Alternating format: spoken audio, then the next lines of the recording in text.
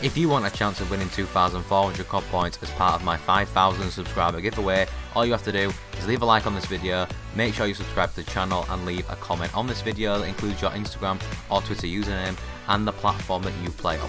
The winner will be chosen in a future video in the coming weeks. Enjoy the video.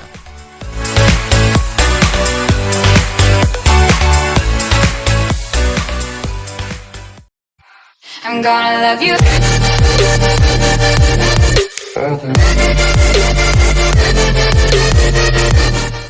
Yo, what's going on boys, it's Clements back on the mic, and today I'm going to be walking and guiding you guys through the best settings, the best graphical settings to be using in Warzone Pacific as of Season 2 on console.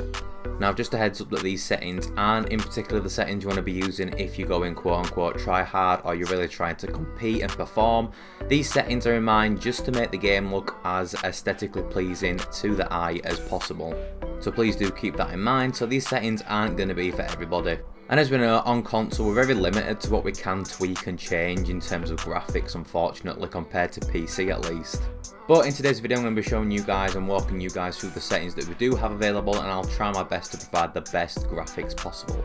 So the first thing we're going to do is we're going to come into the options in Warzone, scroll over to the graphics tab, and the first two settings we're going to tweak are weapon and world motion blur. And we're going to completely enable both of these settings. Now like I said, these settings that I'm showing you guys today aren't really the best for quote unquote tryhards or when you're trying to perform in game. They're just to try and make the game look nice. Now by enabling both of these settings, it may affect things like visibility if you're moving a lot, which let's face it, you will be moving a lot because Warzone requires a lot of movement, but it just makes the game look pretty. So I recommend if you are looking for the best graphics possible, definitely enable these two features, and they are on by default as well, so you might not even have to tweak these at all. Scrolling down to film grain, now what you want to do is you want to press the Y or the triangle button on console on your controller, and this will set the value to the default, which is 0.25. Now what this setting does is it adds a kind of grainy filter over the picture, which is used a lot in movies, so it creates a sort of cinematic feel. It will probably also make the game look a lot sharper. Now you don't want to exceed the default value because too much visual noise will make it just look ugly. If you do decide to exceed the default value of 0.25, be very careful because you can very easily add a lot of artificial sharpening, and that's not what we want. It can very easily lead to a lot of distortion. Now scrolling down to the brightness settings, you will notice that I've got HDR brightness, and that's because I'm running the game on a HDR display, but not everyone will have a HDR display, so it might just say brightness. So what you want to do is you want to set this to the default value of 50.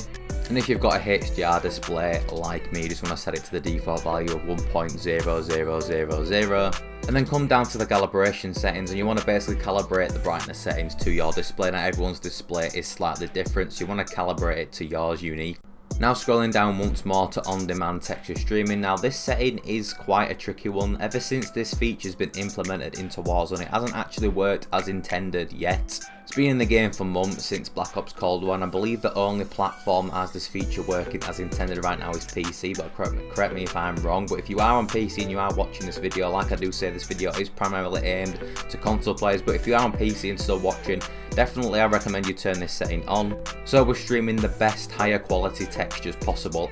Be advised though that obviously because we are streaming textures off of the internet as we play, it can have a strain on your internet, so if you have a strong enough connection, definitely go for it. If you don't, then maybe hold off, either have it on standard quality or disable it entirely. Just have a little play test and see what works for you. You might lag, you might not. I know personally I do get packet bursts from time to time when I have it on higher quality. I am a Series X user and I can confirm that this setting is still not working as intended. So if you're on PC, enable it. If you're a console player like me, keep it disabled for now until it works as it should, and then definitely consider putting it on higher quality so we're getting the best textures possible. Now the final setting that we are going to be tweaking is, actually it's not in the graphics tab, it's in the interface tab. You want to scroll over once to the interface tab, scroll down a few times till you find colorblind type, and you want to turn this to Deuteranopia. Now what this will do is just saturate the colours a little bit more, making the game look more pleasing. If you are actually colorblind, then obviously use the setting that best suits you, but if you're not, then definitely I suggest you turn it to Deuteranopia just to make the colours look more vibrant, overall making the entire game, the map, your guns, your operators look far more vibrant and colourful. Now if you do decide to enable a colorblind setting, you definitely want to scroll down once more to colorblind target, and you can either set this to two things. You can set it to world or both. If you set it to world, the colorblind setting that you have enabled will only affect the map and operators in game and weapons and stuff like that. Set it to both, it will affect the world and the UI, so the interface, so the operator pictures that are displayed, text will look more colourful. If you do set it to just interface, it's pretty much useless. I don't recommend really doing that. If you are going to enable a colorblind setting, definitely set it to either world or both. So there you have it, boys. Those are the settings that I use to make Warzone look the best it possibly can on console. And like I do say, we are very limited to what we can do, so I've done my best. I'm on an Xbox Series X, and I will say that I do think that a next gen update is long overdue, but I don't think it's going to happen, unfortunately. I don't think they're going to implement things like a console field of view slider or any advanced graphical settings to change and tweak, because Warzone 2 is coming out early next year, and we all know that's going to be next gen only, so that in a way is going to be the next gen update for Warzone, unfortunately. But there you have it, boys. That's how you're going to make Warzone look the best it possibly can on console at least. So yeah, hope you did find today's video helpful. If you did, smash the like, subscribe to the channel. If you are new, I've been Clements. You guys have been absolutely amazing as always, and I'll see you guys in the next one. Peace out and take care.